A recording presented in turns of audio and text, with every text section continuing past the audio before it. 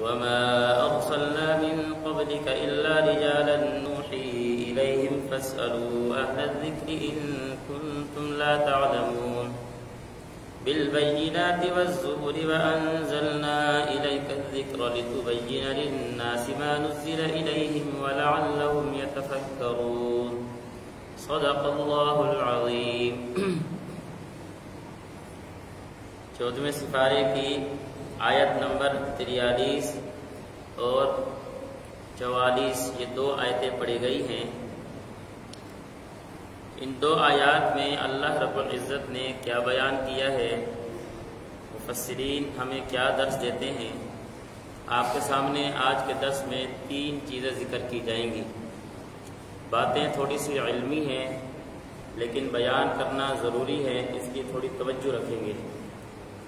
پہلی بات کہ احادیث رسول اللہ صلی اللہ علیہ وسلم یا دوسرے الفاظ میں سنت رسول اللہ یہ قرآن کی تشریح ہوا کرتی ہے، قرآن سے ہٹ کر کوئی دوسری چیز نہیں۔ ایک عنوان یہ ہے۔ دوسرا عنوان یہ کہ تقلید کسے کہتے ہیں، تقلید کسے کہتے ہیں، اور تیسری بات ہے احکام اسلام کے اساس کتنے ہیں۔ پہلی بات کہ یہ جو نعرہ لگایا جاتا ہے کہ ہم اہل قرآن ہیں، ہم صرف قرآن ہی کو پڑھنے والے، قرآن ہی کو سمجھنے والے، ہمیں قرآن کے علاوہ کسی اور چیز کی ضرورت نہیں، آیا یہ بات ٹھیک ہے یا نہیں؟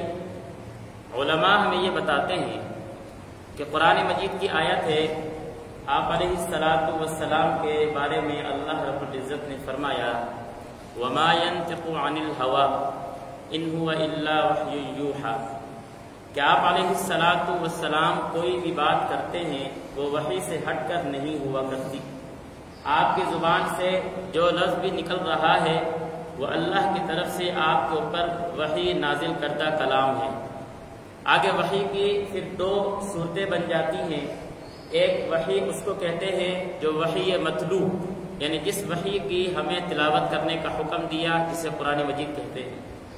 دوسری وحی وہ ہے جو وحی غیر متلو، یعنی جس کی ہم تلاوت نہیں کرتے، اسے دوسرے الفاظ میں احادیث رسول اللہ کہا جاتا ہے۔ قرآن مجید کی اس آیت میں اللہ نے آپ علیہ السلام کو حکم دیا کہ آپ پر اللہ نے قرآن مجید نازل کیا، آپ لوگوں کو یہ قرآن مجید بیان کریں۔ اگر ہمیں حدیث کی ضرورت نہ ہوتی، صرف قرآن مجید سے ہمارا گزارا چلتا، تو پھر جب قرآن مجید آپ علیہ السلام پر نازل ہو گیا اور آپ نے ہمیں پڑھا دیا، حضرات صحابہ کو پڑھایا، حضرات صحابہ سے سلسلہ ہم تک پہنچا اور ہم نے قرآن مجید پڑھ لیا، تو پھر اللہ نے آپ علیہ السلام کو یہ حکم کیوں دیا کہ آپ لوگوں کو قرآن مجید سمجھائیں، لوگوں کو قرآن مجید کے احکامات بتلائیں؟ قرآن مجید پڑھ کر ہمیں احکامات سمجھ آ جانا چاہیے تھے، آپ علیہ السلام کو حکم دینے کی ضرورت نہیں تھی۔ آپ نے ہمیں پڑھا دیا، ہم نے پڑھ لیا، قرآن مجید ہمیں سمجھ آ گیا، تو حدیث کی پھر ہمیں ضرورت نہ ہوتی۔ لیکن جب اللہ نے آپ علیہ السلام کو حکم دیا کہ ہم نے آپ کے اوپر وحی نازل کی اس لیے تاکہ آپ لوگوں کو پڑھائیں، آپ لوگوں کو سمجھائیں، اس کا مطلب یہ بنا کہ قرآن مجید کے بعض احکامات اس طرح کے ہیں جو ہم نہیں سمجھ پاتے، اللہ نے آپ علیہ السلام کو حکم دیا، آپ نے ان کی تشریح کر کے ہمیں سمجھا دیا۔ مثال کے طور پر قرآن مجید کا ایک حکم ہے اقیم الصلاۃ، نماز قائم کرو، آسان سی بات ہے، کوئی اس میں ایسی بات نہیں جو سمجھ آنے والی نہ ہو۔ آتوا الزکاۃ، زکوٰۃ دے دو، کوئی ایسی بات نہیں۔ لیکن نماز کے ارکان کیا، نماز کے شرائط کیا، نماز کا طریقہ کیا، نماز کے احکامات کیا ہے، یہ ہمیں قرآن نے نہیں بتلائے۔ اگر ہمیں حدیث کی ضرورت نہ ہوتی تو آپ نماز کے ارکان کہاں سے لے کر آتے، نماز کی شرائط کہاں سے لے کر آتے، نماز کے احکامات کہاں سے لے کر آتے، نماز کا طریقہ کہاں سے سیکھتے؟ پتہ یہ چلا کہ صرف قرآن ہمارے لیے کافی نہیں، بلکہ قرآن کو سمجھنے کے لیے احادیث پر عمل کرنا ضروری ہے۔ پہلا عنوان کلیئر ہو گیا، سمجھ آ گیا۔ دوسری بات، احکام اسلام کے اساس کتنے ہیں؟ بنیاد، اساس کا مطلب بنیاد کتنے ہیں، یعنی جو ہمیں شریعت نے احکامات بتلائے ہیں وہ کتنے طریقوں سے ہم تک پہنچے ہیں، ان کو کہتے ہیں اساس۔ یہ 4 اساس ہمیں علماء نے بتلائے ہیں۔ نمبر 1 قرآن، نمبر 2 سنت رسول اللہ، نمبر 3 اجماع امت، نمبر 4 قیاس۔ قرآن آسان سی بات ہے، قرآن نے ہمیں حکم دیا ولا تقربوا الزنا، زنا کے قریب مت جاؤ۔ قرآن نے ہمیں حکم دیا حرمت علیکم المیتۃ والدم ولحم الخنزیر، کہ تمہارے اوپر خون حرام، تمہارے اوپر شراب حرام، تمہارے اوپر مردار حرام۔ آسان سی بات ہے، بات سمجھ آ گئی؟ یہ ہے قرآن۔ قرآن نے حکم دیا اقیموا الصلاۃ، قرآن نے حکم دیا آتوا الزکاۃ، یہ قرآنی اساس ہے۔ احادیث سنت رسول اللہ کہ آپ علیہ الصلاۃ والسلام کی احادیث وہ بھی ہمارے لیے اساس ہیں احکام اسلام پر عمل کرنے کے لیے۔ مثال کے طور پر جس طرح میں نے ابھی آپ کو مثال دی کہ قرآن نے حکم دیا اقیموا الصلاۃ، نماز قائم کرو، لیکن نماز کا طریقہ، نماز کی شرائط، نماز کے احکامات، یہ ساری چیزیں ہمیں حدیث نے بتائی ہیں۔ تو حدیث کی ہمیں احکامات بتانے میں ایک بنیاد ہے۔ نمبر 3 اجماع امت، بعض احکامات وہ ہیں جو قرآن و احادیث میں موجود نہیں، علماء نے آپس میں اتفاق کر کے، وہ علماء جن میں اللہ رب العزت نے یہ صلاحیت دی، یہ صلاحیت رکھی ہے کہ وہ عربی کو سمجھ سکے، وہ قرآن کو سمجھ سکے، احادیث کو سمجھ سکے، ان کے مطالب کو، ان کے مقاصد کو سمجھ سکے، اور پھر اس کے مطابق علماء عوام کے سامنے ان مسائل کا حل نکالیں۔ اس کی مثال میں آپ کو دیتا ہوں۔ ہمارے ہاں رمضان کا مہینہ چل رہا ہے، اسی حوالے سے ایک مثال دیتے ہیں آپ کو۔ 20 رکعت تراویح کا مسئلہ چلتا ہے۔ 20 رکعت تراویح کے حوالے سے یہ بات سمجھیں کہ حدیث میں یہ بات موجود ہے کہ 20 رکعت تراویح آپ علیہ الصلاۃ والسلام نے پڑھی۔ بات سمجھ آ رہی ہے نا؟ یہ بات سمجھیں گے۔ حدیث میں یہ بات موجود ہے کہ آپ علیہ الصلاۃ والسلام نے 20 رکعت تراویح پڑھی۔ 3 دن آپ علیہ الصلاۃ والسلام نے 20 رکعت تراویح کی امامت کرائی۔ حضرات صحابہ 20 رکعت تراویح پڑھتے رہے۔ صدیق اکبر رضی اللہ تعالیٰ کا زمانہ گزر جاتا ہے، عمر فاروق رضی اللہ کا زمانہ آتا ہے۔ انہوں نے کیا کیا؟ انہوں نے جتنے حضرات صحابہ اس وقت کے موجود تھے، جن کو فقہ پر عبور تھا، ان کو بٹھا کر مشورہ کر کے تمام لوگوں کو، یعنی ایک مسجد کے جتنے نمازی ہیں ان ساروں کو ایک امام کے پیچھے جمع کر دیا۔ یہ حضرت عمر فاروق کا کام ہے۔ حضرت عمر فاروق نے یہ نہیں کیا کہ تراویح 8 تھی ان کو 20 بنا دیا۔ بات سمجھ آ رہی ہے نا؟ میری بات سمجھیں۔ حضرت عمر فاروق نے یہ نہیں کیا کہ تراویح 8 تھی ان کو 20 بنا دیا، یہ تراویح تھی ہی نہیں تو 20 تراویح ثابت کر کے ہمیں دے دی، ایسی بات نہیں۔ تراویح کا ثبوت تھا، لیکن پہلے طریقہ یہ تھا کہ ایک حافظ صاحب وہاں کھڑے ہوئے، ایک حافظ صاحب وہاں کھڑے ہوئے، ایک وہاں کھڑے ہوئے، ایک ہی مسجد میں مختلف جگہوں پر تراویح چل رہی ہوا کرتی تھی۔ حضرت عمر فاروق نے کیا کہا؟ بھائی اس طرح کرتے ہیں، ایک مسجد میں ایک امام کھڑا کریں، سارا لوگوں کے اس کے پیچھے نماز پڑھو۔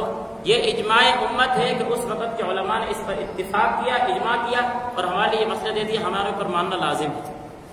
نمبر 2 دوسری مثال، اذان کی ایک اذان، جمعے کی ایک اذان ہوا کرتی تھی۔ حضرت عثمان غنی رضی اللہ عنہ جس ٹائم آئے، انہوں نے اپنے زمانہ خلافت میں اذان جمعہ دوسری بھی کیا ہے لازم کر دی، جو ہم خطبے سے پہلے کہتے ہیں، یہ دوسری اذان یہ عثمان غنی رضی اللہ عنہ زمانے میں لازم ہوئی ہے۔ اب آپ کہیں گے قرآن میں نہیں، حدیث میں نہیں ہے، نہیں، ہمارے لیے جو احکامات اسلام کے بنیاد ہے وہ کتنے ہیں؟ 4۔ ایسا مسئلہ قرآن میں نہ ہو، ایسا مسئلہ حدیث میں نہ ہو، لیکن علماء اس پر اتفاق کر لیں، ہمارے لیے اس پر بھی عمل کرنا لازم ہوا کرتا ہے۔ کیا مسئلہ تھا؟ بھائی حکم دیا گیا قرآن مجید میں کہ جس ٹائم اذان ہو جائے اس ٹائم اپنے کاروبار بند کر دو، کاروبار چھوڑ دو۔ اب جب پہلی اذان ہوتی ہے لوگ کاروبار میں لگے ہوئے ہیں، دوسری اذان لازم کر دی کہ تاکہ لوگوں کو پتہ چل جائے اب جب دوسری اذان ہو جائے اب کچھ بھی نہیں کرنا، اب آ کر نماز پڑھنی ہے۔ بات سمجھ آگے نہیں آ گئی؟ یہ دوسری اذان، لیکن علماء کے اتفاق سے لازم ہو گئی، ہمارے اوپر عمل کرنا اب لازم ہے، اگرچہ قرآن و حدیث میں یہ بات نہیں ہے۔ یہ ہے اجماع امت۔ نمبر 4 قیاس۔ قیاس کیا ہے؟ ایسا مسئلہ قرآن میں بھی نہ ہو، حدیث میں بھی نہ ہو، اور علماء کا اس مسئلے پر اتفاق بھی نہ ہوا ہو، یعنی پیچھے وہ مسئلہ نہ گزرا ہو، نیا مسئلہ پیش آ گیا، اب علماء نے اس مسئلے کو اس جیسے مسئلے میں قرآن و حدیث اور اجماع امت تلاش کیا، اور اس کا حکم اس سے ملتا جلتا تھا، اس لیے اس کا حکم بھی ہمارے لیے بیان کر دیا۔ مثال سے بات سمجھ آ جائے گی۔ آپ کے سامنے مثال دیتے ہیں، شراب حرام ہے، ہمیں حدیث نے بتا دیا، قرآن نے بتا دیا۔ اب آیا افیون، چرس، اس کے بارے میں کیا حکم ہے؟ قرآن حدیث ہمیں نہیں بتا رہا، اجماع امت سے ہمیں حکم نہیں ملتا۔ علماء نے کہا کہ بھئی جو کام شراب کرتی ہے وہی کام افیون اور چرس کرتی ہے، اس کا حکم بھی وہ ہے جو شراب کا ہے۔ اس کو کہتے ہیں قیاس کرنا، کہ پیچھے ایک مسئلہ گزر گیا، علماء نے اس پر قیاس کر کے ہمارے لیے مسئلہ بیان کر دیا۔ نمبر 2، دوسرا مسئلہ، قربانی کے احکامات ہمارے لیے بیان کیے گئے قرآن حدیث نے، لیکن عقیقے کے احکامات کیا ہیں، عقیقے کی شرائط کیا ہیں، عقیقے میں کون سا جانور لگے گا، نہیں بیان کیا۔ علماء نے اس کا حکم کہا کہ یہ وہی چیز ہے جو قربانی ہے، اس لیے جو حکم قربانی کا، جو شرائط قربانی کی، جیسا جانور قربانی کے لازم عقیقے کے لیے ویسے ہی لازم ہے۔ بات سمجھ آ رہی نا؟ اس کو کہتے ہیں قیاس۔ ان 4 کیا نام ہے طرق سے، ان 4 بنیاد سے ہمارے لیے علماء نے مسائل بیان کیے ہیں۔ ہمارے اوپر کیا لازم ہے کہ اگر ایسا مسئلہ ہے جو قرآن سے ثابت ہو رہا ہے تو بات ختم، اگر ایسا مسئلہ ہے قرآن اس میں خاموش ہے تو پھر ہم حدیث کی طرف جائیں گے۔ ایسا مسئلہ ہے قرآن بھی خاموش، حدیث بھی خاموش، ہم تلاش کریں گے کہ علماء کا اتفاق اس بات پہ کیا ہے۔ اگر اجماع امت علماء کا اتفاق بھی خاموش ہے، اب مسئلہ آ جائے گا قیاس کا، کہ بھئی اس پر کوئی مسئلہ ایسا قیاس کر لو جو پیچھے گزر گیا ہو اور اس کے مطابق اس کا حکم لے لو۔ بات کلیئر ہو گئی، 2 مسئلے واضح ہو گئے۔ تیسرا مسئلہ آ جاتا ہے تقلید کا۔ تقلید کسے کہتے ہیں؟ تقلید کا معنی ہے ایک آدمی ایک مسئلے کا علم رکھتا ہے، دوسرا آدمی مسئلے کا علم نہیں رکھتا۔ جو مسئلے کا علم نہیں رکھتا اس کے اوپر لازم ہے کہ اس آدمی کے پاس جائے جو مسئلے کا علم رکھتا ہے، اس سے مسئلہ پوچھے اور اس پر اعتماد کرتے ہوئے عمل کر لے۔ یہ تقلید کا صاف آسان سا معنی ہے۔ بات سمجھ آ گئی نہیں آ گئی؟ آپ کو ایک چیز کا علم نہیں تھا، آپ میرے پاس آئے، کسی عالم کے پاس گئے، کسی مفتی کے پاس گئے، اس سے جا کے مسئلہ پوچھا، آپ نے ان پر اعتماد کیا اور اس مسئلے پر عمل کر لیا، آپ نے تقلید کر لی۔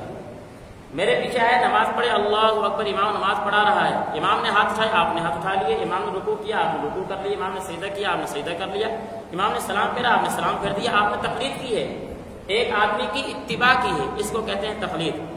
اب میں عوام کا مسئلہ نہیں بیان کروں گا، لیکن عوام کا مسئلہ آپ کو خود بخود سمجھ آئے گا۔ میں مسئلہ بیان کروں گا علماء کے لیے۔ قرآن مجید میں 4 قسم کے احکامات ہمیں ملتے ہیں۔ ایک حکم وہ ہے جس کا مسئلہ، جس کا معنی واضح ہے، جس میں کسی تشریح کی ضرورت نہیں، ولا تقربوا الزنا، زنا کے قریب مت جاؤ، آسان سی بات ہے، اقیموا الصلاۃ، نماز قائم کرو، ٹھیک ہے جی، معنی اس کا آسان سا واضح ہے۔ دوسرا مسئلہ وہ ہے کہ اس کا معنی اور مطلب ہمیں قرآن مجید میں صراحتاً نہیں ملتا کہ اس کا حکم کیا ہے، قرآن مجید میں ہمیں صراحتاً اس کا حکم نہیں ملتا۔ جس طرح میں نے آپ کو کہا کہ قرآن مجید میں اقیموا الصلاۃ آیا ہے لیکن نماز کا طریقہ نہیں آیا، نماز کے احکامات نہیں آئے۔ تیسرا معنی وہ ہے کہ ایسی چیزیں ہیں جن میں قرآن اور حدیث کے درمیان ہمیں بظاہر تعارض نظر آتا ہے، بھئی قرآن یہ کہہ رہی ہے، حدیث یہ کہہ رہی ہے، اب کس پہ عمل کریں؟ چوتھا مسئلہ وہ ہے کہ قرآن و حدیث میں ہمیں تعارض تو نظر نہیں آتا، لیکن علماء میں، ائمہ کرام میں، جو اس وقت کے مجتہدین نے، ان میں آپس میں حکم میں اختلاف ہو گیا، ان میں آپس میں حکم میں اختلاف ہو گیا۔ جیسے اس کی مثال آپ لے لیں، آمین سورہ فاتحہ کے بعد اونچی کہنی ہے، آہستہ کہنی ہے، علماء کا اختلاف ہو گیا ہے۔ یہ 4 قسم کے مسائل ہیں۔ نمبر 1 پہلا مسئلہ جس کا معنی مطلب واضح ہو، علماء کے لیے حکم یہ ہے، اب عوام کا میں نے کہا حکم نہیں بیان کروں گا، خود سمجھ آئے گا۔ علماء کے لیے حکم یہ ہے کہ جس کا معنی اور مطلب واضح ہے، علماء کو حکم یہ ہے، آج کل کے علماء کو حکم یہ ہے کہ ان کا معنی مطلب واضح ہے، وہ معنی کو سمجھے اور اس پر عمل کرے، وہ معنی کو سمجھے اس پر عمل کریں، یہ علماء کا حکم ہے۔ لیکن عوام، وہ عربی سے ناواقف، عوام عربی کے گرامر سے ناواقف، عوام قرآن مجید کے شان و نزول سے ناواقف، احادیث سے ناواقف، علماء تو سمجھتے ہیں، عوام کیا کرے گی؟ آپ کو سمجھ آ جائے گی، وہ علماء کے پیچھے چلے گی۔ سمجھ آ گئی بات؟ دوسرا مسئلہ، تیسرا مسئلہ، چوتھا مسئلہ جس کا حکم قرآن سے واضح نہ ہو۔ نمبر 2 قرآن کا اور احادیث کا آپس میں کسی بات میں تعارض ہو رہا ہو۔ نمبر 3 تعارض تو نہیں ہو رہا ہے لیکن علماء کا ہمیں آپس میں اختلاف نظر آتا ہے، اس کے بارے میں آج کل کے علماء کو کیا حکم دیا جا رہا ہے؟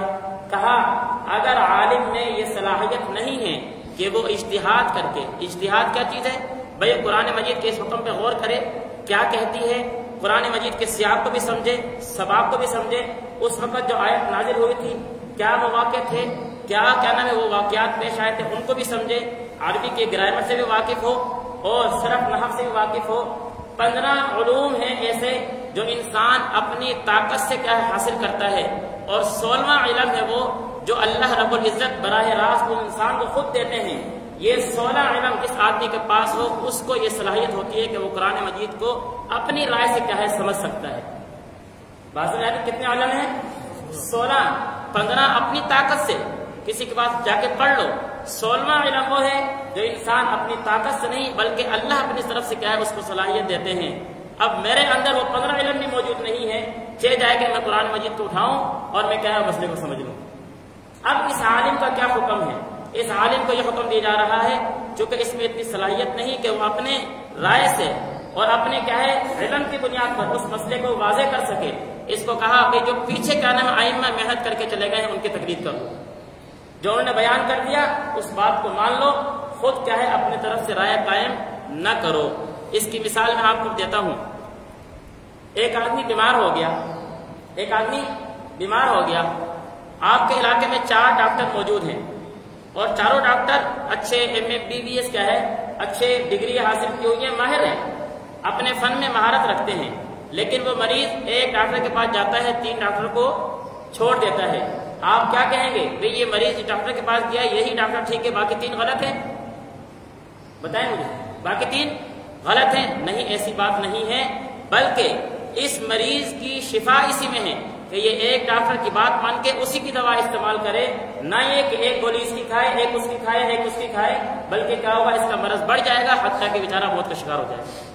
بالکل بھی آئی نہیں، ہمیں حکم یہ دیا ہے کہ جب آپ کے سامنے مسائل آئیں اور آپ کو پتہ نہ ہو، آپ میں اتنی علمی صلاحیت نہیں ہے، اب آپ پچھلے کیا ہے ائمہ کی تقلید کر دو۔ اب پچھلے ائمہ میں سے کس کی تقلید کرنی ہے؟ پہلے حکم یہ تھا جن حضرات میں یہ صلاحیت تھی، محدثین، بخاری، امام مسلم، امام ترمذی، امام طحاوی، امام نسائی، یہ وہ حضرات ہیں جنہوں نے حدیث کی کتابیں لکھی ہیں، یہ محدثین تھے، ان کو حدیث کے علم پر عبور حاصل تھا، لیکن یہ خود بھی کسی مسئلے پر عمل کرنے کے لیے اپنے علم کو استعمال نہیں کرتے تھے، بلکہ جو پہلے ائمہ گزرے گئے ہیں جنہوں نے حضرات صحابہ سے براہ راست علم حاصل کیا ہے، وہ کیا کہتے ہیں ان کی بات کو لے کر عمل کرتے تھے۔ وہ حضرات جب وہ حضرات چلے گئے، اب علم کا انحطاط اتنا ہوا، اتنا گرا کہ تقوی بھی ختم، للہیت ختم، دین سے دوری، وہ صلاحیت بھی نہیں، وہ قابلیت بھی نہیں، وہ علم بھی نہیں۔ اب کیا کہا؟ بھائی پیچھے جو امام تھے نا ان میں سے اب کسی ایک کی تقلید کرنا واجب ہے۔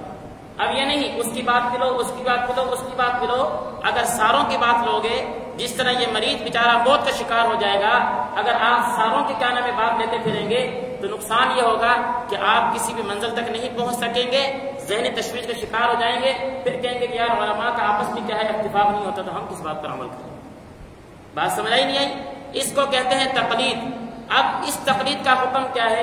اس تقلید کا حکم یہ ہے 4 ائمہ کرام ایسے ہیں، جس طرح میں آپ کو 4 ڈاکٹر کی مثال دی ہے، 4 ائمہ کرام ایسے ہیں جن کو اللہ رب العزت نے یہ صلاحیت دی تھی کہ وہ حضرات صحابہ کے شاگرد تھے یا حضرات صحابہ کے شاگرد تھے، اور انہوں نے براہ راست اس علم کو ان سے حاصل کیا جنہوں نے آپ علیہ الصلوۃ والسلام سے حاصل کیا تھا، یا ان سے حاصل کیا جنہوں نے حضرات صحابہ سے حاصل کیا تھا۔ یہ وہ لوگ تھے جنہوں نے وحی اترتے دیکھی، قرآن مجید کے احکامات کو اترتے دیکھا، اور یہ وہ حضرات تھے جو قرآن مجید کے احکامات سے صحیح طرح علم رکھتے تھے۔ ان میں سے ہمیں علماء نے کہا 4 ائمہ کرام ایسے ہیں، اب ان میں سے کسی ایک کی تقلید کرنا آپ کے لیے واجب ہے۔ کیا ہے؟ واجب ہے۔ وہ 4 ائمہ کون ہیں؟ امام ابو حنیفہ رحمۃ اللہ علیہ، امام شافعی، امام احمد بن حنبل، امام مالک رحمۃ اللہ علیہ۔ ان کے علاوہ اور ائمہ بھی موجود ہیں، لیکن علماء کے اتفاق سے کہا کہ اب ان 4 میں سے کسی ایک کی تقلید کرنا واجب ہے۔ واجب کا کیا مطلب ہے؟ بھائی آپ حنفی مسلک اختیار کر لو، آپ کی مرضی ہے، شافعی اختیار کر لو، آپ کی مرضی ہے، مالک اختیار کر لو، آپ کی مرضی ہے، حنبلی اختیار کر لو، آپ کی مرضی ہے۔ جس طرح مریض کو یہ اختیار حاصل ہے کہ وہ ان 4 ڈاکٹروں میں سے کسی ایک کو اختیار کر لے، لیکن اب جس کو اختیار کیا ہے مریض کی شفا اسی میں ہے کہ اسی کی تقلید کرتے ہوئے اسی کی دوا کو استعمال کرے۔ اسی طرح اس عوام کا اور اس علماء کا کام بھی یہ بنتا ہے، اگر تو احکامات پر عمل کرنا چاہتا ہے اور یہ چاہتا ہے کہ میں منزل مقصود تک پہنچ جاؤں، راہ راست پالوں، اب ان 4 میں سے کسی ایک کی تقلید کرنا یہ نہیں کہ میرا جی چاہتا ہے کہ یہ مسئلہ یہاں سے لے لوں اس لیے کہ یہ آسان ہے، یہ یہاں سے لے لوں اس لیے کہ یہ آسان ہے۔ نہیں، مزاج نہیں دیکھنا، اب احکام شریعت دیکھنا۔ اور احکام شریعت علماء نے مجھے کیا بتایا کہ کسی ایک کی تقلید کرنا، تقلید کا میں نے معنی بتا دیا ہے، کسی ایک کے پیچھے چلنا اب واجب ہے، اور واجب کا ترک کیا ہوتا ہے؟ واجب کو چھوڑنے والا گناہ کبیرہ کا مرتکب ہے. کیا ہے؟ یعنی بڑا گناہ ہے واجب کا چھوڑنا. اور اگر نماز میں واجب چھوٹ جائے تو کیا حکم ہے؟ سجدہ صاحب کرو. اگر آپ نے سجدہ صاحب نہیں کیا، نماز دوبارہ پڑھو. تو پھر علماء کے اگر ہم تقلید نہ کریں بلکہ یہ کہیں یار حدیث میں یہ بات آئی ہے اور اسی کے اپوزٹ یہ بات بھی حدیث میں آ رہی ہے، اس کو لے لو، اس کو چھوڑ دو. بھائی تیرے پاس 2 علم بھی نہیں ہے، چاہے جائے کہ تیرے 16 علم حاصل ہو، اور پھر تو کیا اپنے رائے سے اس مسئلے کو حل کرے. اب بات سمجھ آ گئی ہے؟ ان 3 مسائل کے اوپر میں نے آپ کے سامنے بات کیوں کی؟ چھوٹی سی بات کر کے بات ختم کرتا ہوں. آج ہمارے اس ملک کے حالات نہیں، پوری دنیا کے یہ حالات بن چکے ہیں کہ ہمارے سامنے یہ ایک موبائل موجود ہے. سمجھ آ رہی نا؟ اسی کے اوپر آپ کے سامنے سیکولر طبقہ بھی آئے گا، اسی کے اوپر آپ کے سامنے ایک وہ طبقہ بھی آئے گا جو دین سے آگاہی نہیں رکھتا ہے لیکن دینی روپ اس نے ڈھارا ہوا ہے، اور وہ طبقہ بھی آئے گا جو حقیقتاً کیا نام ہے دینی علماء ہیں. اب آپ نے دیکھا یار یہ حدیث کی بات کر رہا ہے، یہ قرآن کی بات کر رہا ہے، یہ آیت نمبر بتا رہا ہے، یہ حدیث نمبر بتا رہا ہے، لیکن آپ کے سامنے تو کتاب نہیں کھلی ہوئی. کھلی ہوئی آپ کے سامنے کتاب؟ اس نے کہا جی فلاں بن فلاں فلاں کیا نام ہے یہ حدیث میں یہ بات ذکر کی گئی ہے. یار واقعی کیا بات ہے، بڑا ذہین ہے، بڑا علم ہے، اس نے حدیث بتا دیا ہمیں. بھائی آپ کو کیا پتا کہ وہ حدیث موجود بھی ہے نہیں موجود؟ آپ کو تو نہیں پتا، مجھے بھی نہیں پتا.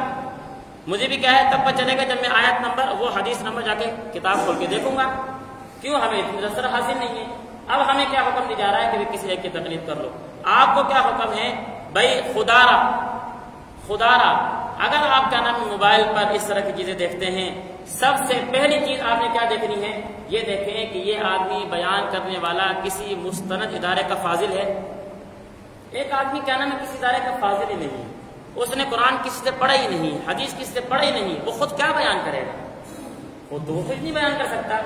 جب وہ کسی سے پڑھ کر آئے گا اس کو بات سمجھ آئے گی کہ یہ کیا کہہ رہی ہے ہمیں آیت، یہ حدیث ہمیں کیا رہی ہے، وہ تبھی آپ کو بتا سکے. اس لیے جب تک کوئی بات آپ کو مستند عالم ایسے آدمی سے نہ ملے جو مستند ادارے سے فاضل ہے، اس کی تقلید نہ کریں، اس کی بات کے پیچھے نہ چلیں. میرے پاس رمضان میں ایک کلپ آیا اور اس میں 3 آدمی کیا ہے یہ بیان کر رہے ہیں تراویح کا کوئی ثبوت نہیں. دوسرا آیا تراویح کا کوئی ثبوت نہیں. تیسرا آیا تراویح کا کوئی ثبوت نہیں. اور حقیقت یہ وہ تینوں کیا ہے پروفیسر ہے. ناراض نہ ہونا، آپ بتا کیا نام ہے، میں تنقید کا نشانہ نہیں بنا رہا. میں آپ کو یہ کہہ رہا ہوں کہ دیکھیں ہر چیز کا کیا ہے ایک نظام بنا دیا گیا ہے. آپ نے اسکول کی تعلیم حاصل کرنی ہے، آپ اسکول میں جائیں گے. بات سمجھ آ رہی ہے نا؟ آپ نے قرآن کی تعلیم حاصل کرنی ہے، آپ قرآن والے کے پاس جائیں گے. کوئی ایسا تو نہیں کرتا یار کینچی تو کیا ہے موچی کے پاس ہی موجود ہے، میں نے بال کٹوانے چلو سے کٹوا لوں. بھائی کاٹنے کا طریقہ تو وہ بھی جانتا ہے. نہیں، آپ جائیں گے نائی کے پاس، خط بنوانا ہے، میں نے بال سیٹنگ کروانے ہیں، آپ نائی کے پاس جائیں گے، جوتی سیٹ کرانی ہے، موچی کے پاس جانا. ہر چیز کا کیا ہے ایک طریقہ کار ہے. اس لیے جب تک آپ کو کوئی بات مستند عالم سے نہ ملے اس کی تقلید نہ کریں، اس کے پیچھے نہ چلیں. کوئی بات پتہ چل جائے اپنے امام مسجد سے، کسی مستند مفتی سے، مستند عالم سے وہ مسئلہ پوچھیں کہ یہ مسئلہ ہمارے سامنے آیا ہے، آپ اس کے بارے میں کیا کہتے ہیں، دین کیا بتاتا ہے ہمیں، پھر اس پر عمل کریں. اللہ ان باتوں کو ہمیں سمجھنے کی توفیق نصیب